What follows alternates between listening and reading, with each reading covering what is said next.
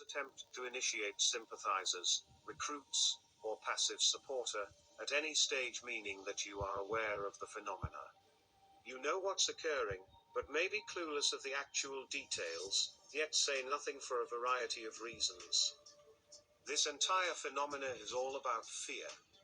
This is a highly orchestrated psychological dance designed to instill fear in the minds of both parties. For the target, it's about creating fear of what's to come in order to create paranoia and instability. For the recruit/invitees, it's about fearing what can happen to you if you refuse to cooperate with their agenda. Although fear can be real. In this instance, fear is an acronym for false evidence appearing real. There is no real threat of immediate danger. Typically, the process in earnest begins when someone sends or shows you a picture of a local targeted person in or about your vicinity.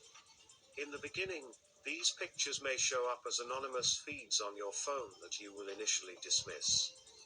We say in earnest because in many instances gang stalking operatives have been monitoring or keeping their eyes on many recruits for some time before contact is initiated.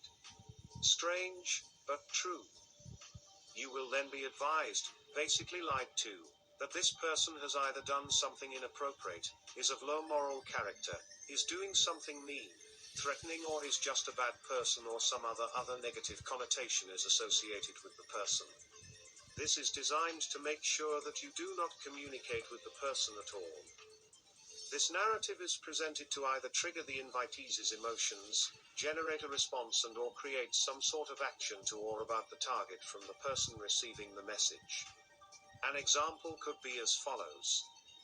In a social setting, someone who recognizes the target will either take a picture of them or locate a picture from their cell phone with a message of no contact.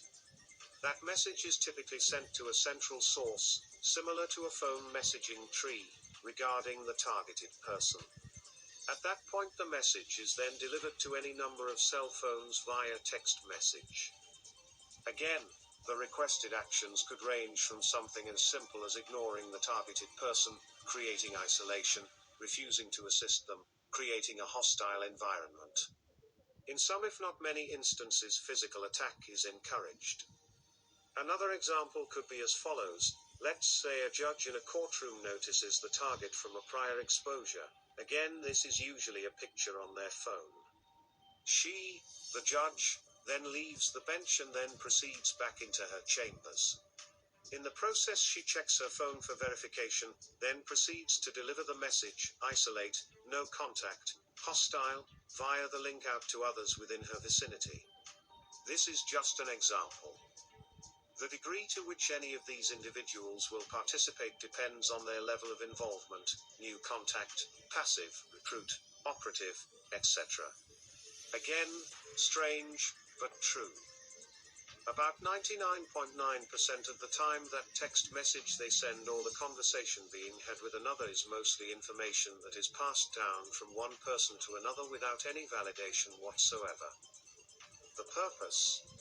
To malign or disgrace the character of the target or portray them as some sort of enemy that should not be trusted and avoided altogether. As mentioned earlier, it just really depends on the individual delivering the message. Again, strange, but true, as most any targeted individual will attest to. These gang-stalking goons have no shame.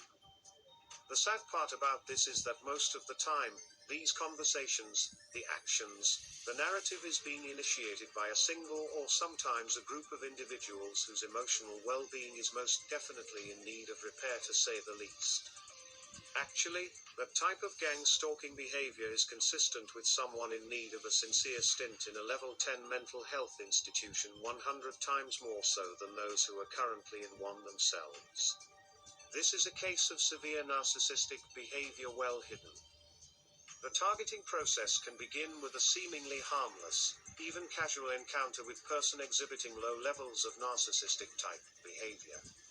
These secret gang stalking enthusiasts feel offended or slighted somehow. They may embrace jealous or insecure tendencies for some reason, or maybe they believe you did or do something better than they do, or maybe you didn't give in to a request, demand, etc. Their reasons why are varied and ultimately buried in their own mind. the latter end, maybe they're just being compensated or blackmailed with threat of exposure to do so. This list goes on because the reasoning for their involvement is mostly in their own mind and exists nowhere else. These thoughts encourage low-level emotions and other delusional scenarios they have concocted in their minds. The next thing you know, the person is being targeted, unleashing a tidal wave of emotional instability in the targeted person's world. Gang stalking at its best is a vicious form of street justice available mainly to those who are missing more than a few knives in the drawer, emotional instability, but hide it well. Please be advised we are no way making fun or light of those who are in need of sincere mental health assistance, because we can all use some form of that from time to time and there is absolutely no shame whatsoever in seeking help. That's normal. That's life. The folks we are speaking of are willfully misrepresenting or ignoring their need for mental health help, and are instead purposefully choosing to act out their self-induced frustrations and perverted social fantasies onto others by participating in this torturous social experiment referred to as gang stalking. Unleashing their instability like a dam about to overflow onto innocent people who in no way deserve the onslaught of trauma and grief. This is especially so, in that many, if not all of the individuals they will ask you as an invitee to target, you will have had zero prior interactions with them. Most, if not all of the individuals they ask you to target, you won't even know. In the case of a gang stalkers, we are referring to the morally bankrupt individual who seems powerless, but for the emotional high they get from causing harm and pain on another in silence. This is similar to those nicely dressed members that have gained your trust and you now feel comfortable sharing your personal experiences with, but who then proceed to make it their personal mission to betray you to everyone in that congregation by making them aware of the intimate details and sacred information you shared with them, on purpose in order to humiliate you. We say this to point out the stark differences between the two personalities types noted above. One is a mostly stable individual needing a bit of mental health assistance to navigate the troubled oceans of life, versus a tried and true narcissist whose only pleasure in this world is disturbing the lives of others. That latter being of gang stalking lineage. There is a distinct difference between these two entities who may be in need mental health assistance. So back to our story. By you, the invitee, providing them, the entity that sent you that link, with a picture of the targeted person with your phone number attached, you have now participated in a preliminary initiation and show of support. These gang stalking operatives will now have permanent access to your phone and everything associated with it, covertly. Meanwhile, you are making the assumption that doing so will save you and your family from being gang stalked as well. That's your first sucker bet gone wrong. In reality, here's what's really happening. You will have no idea that now you are being monitored as well. They can and will listen in on your phone calls, to anyone, and literally turn on the phone at will. After all, they must have some way of monitoring your loyalty to their cause. Whatever the circumstances, be assured that you as an invitee are not being afforded the rights of immunity against being targeted without some kind of sacrifice. At that point, they will then be able to listen in on any conversation you have with anyone within 25 feet of your phone, and oftentimes this will happen even when the phone is turned off. iPhone or Android withstanding. This may or may not occur as often as it does with those who are targeted for malicious prosecution, but be assured it does happen. They will know where you go, who you talk to, and they will probably be listening in at night as you and your partner are sharing intimate moments as well. There's nothing like having your gang stalking brothers and sisters partake in the ecstasy of the two of you getting it on. What a small price to pay for the unsubstantiated belief that you will now have immunity from the social firestorm referred to as gang stalking. They will be listening to see if you are doing anything crooked, underhanded or illegal, strange or kinky, so they can now use that information as leverage to keep you doing what they tell you to do.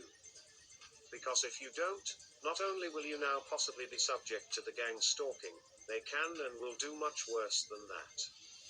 By participating in this decrepit form of social engineering, They are making you believe that you are protected, but in reality your participation now leaves you open, vulnerable and available for them to manipulate you basically any way they want. Ultimately, they will now know more about you than even those they will require you to target. Stalking is an insidious double-edged sword, and the only ones who are immune are those who choose not to willfully participate in it. It's a mean, tortuous circle and a deadly self-fulfilling prophecy, and you are or will be doing it blindly and willingly, thinking that you are protecting yourself. The only problem is that you're not. It's just a way to gain leverage over you so they can ultimately dominate and convert you to the status of a muse. Trust the truth. Stand against gang stalking and targeting of individuals. The world you save may be your own. Please, don't forget to like, share and subscribe. God bless.